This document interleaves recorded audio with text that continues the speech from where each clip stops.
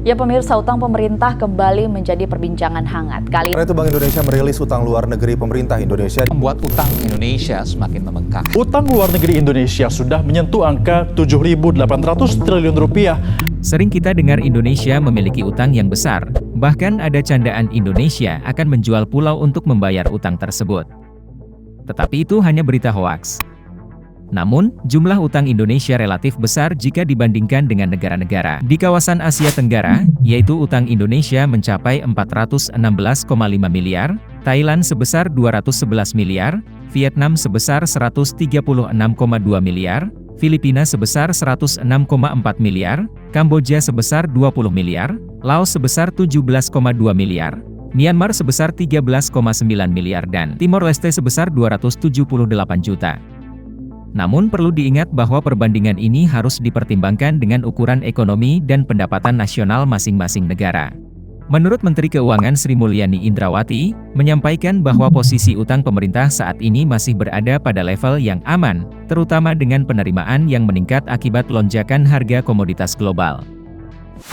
Tetapi, bagaimana kondisi sebenarnya utang Indonesia? Menurut sumber dari Katadata, Co.id, data terbaru menunjukkan bahwa hingga tahun 2023, jumlah utang Indonesia mencapai 7.879,07 triliun per 31 Maret 2023, yang dimana utang tersebut terbagi atas SBN domestik sebesar 5.658,77 triliun, SBN falas sebesar 1.354,81 triliun, pinjaman luar negeri 844,17 triliun dan pinjaman dalam negeri sebesar 21,31 triliun.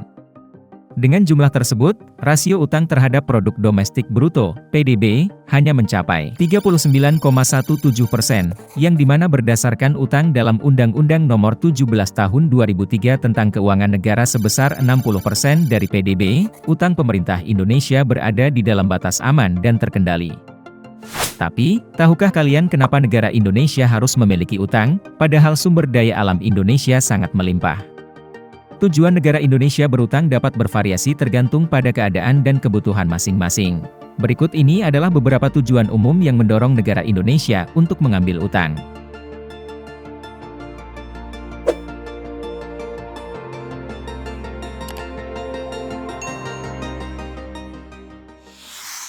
Satu, pendanaan infrastruktur.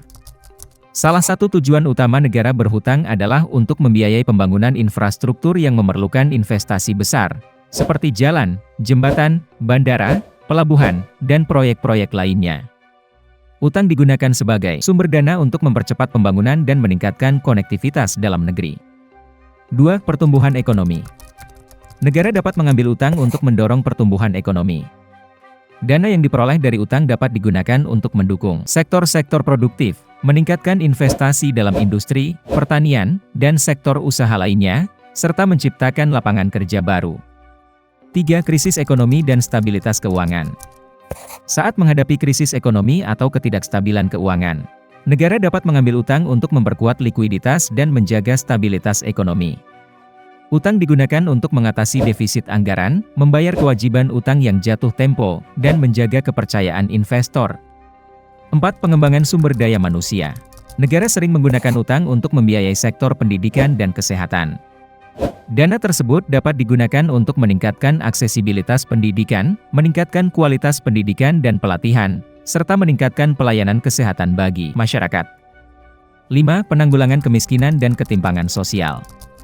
Utang dapat digunakan untuk membiayai program-program sosial yang bertujuan untuk mengurangi kemiskinan dan ketimpangan sosial.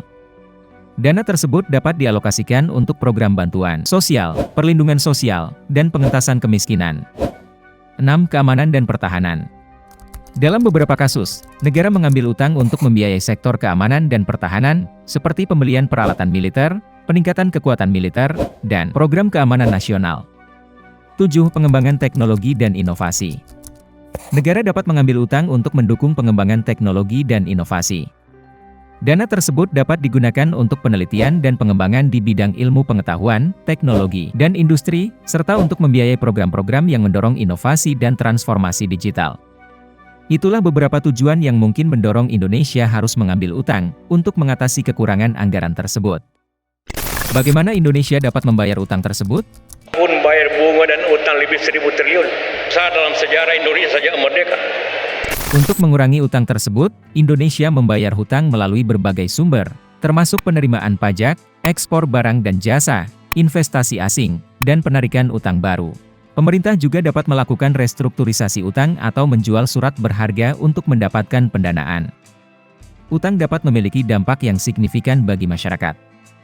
Di satu sisi, utang dapat digunakan untuk membiayai program sosial dan ekonomi yang bermanfaat bagi masyarakat. Namun, di sisi lain, jika tidak dikelola dengan baik, beban utang yang berat dapat menghambat pembangunan, mengurangi ketersediaan dana untuk layanan publik, dan meningkatkan kemiskinan serta kesenjangan sosial ekonomi. Banyak negara juga mengambil langkah untuk mengambil utang, agar dapat menutupi biaya kekurangan anggaran yang mereka miliki. Bahkan negara maju seperti Amerika Serikat pun mereka juga banyak memiliki utang. Amerika Serikat memiliki utang sebesar 31,46 as dolar. Penting untuk dicatat bahwa dalam pengambilan utang, penting bagi negara untuk mempertimbangkan kewajaran, keberlanjutan, dan pengelolaan utang yang bijaksana untuk mencegah akumulasi beban utang yang tidak dapat ditanggung secara jangka panjang. Jadi bagaimana menurut saudara, apakah kondisi utang Indonesia aman?